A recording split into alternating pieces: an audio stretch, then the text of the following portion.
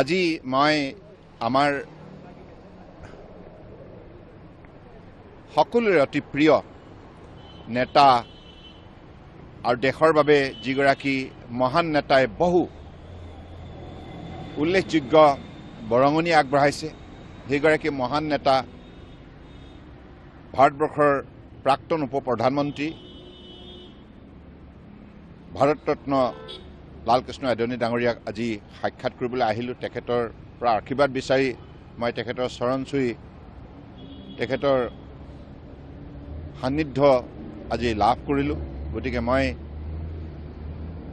বিশ্বাস কৰোঁ যে মাননীয় প্ৰধানমন্ত্ৰী নৰেন্দ্ৰ মোদী ডাঙৰীয়াই তেখেতক ভাৰতৰত্ন দি তেখেতৰ জীৱনজোৰা যি সাধনাক স্বীকৃতি প্ৰদান কৰিলে আৰু তেখেতে আজি তেখেতৰ জীৱনকালত যিমানখিনি উল্লেখযোগ্য পদক্ষেপ গ্ৰহণ কৰিছে সেই পদক্ষেপসমূহে আজি ভাৰতবৰ্ষৰ প্ৰতিজন গণতন্ত্ৰত বিশ্বাসী ব্যক্তিক উৎসাহিত কৰিছে।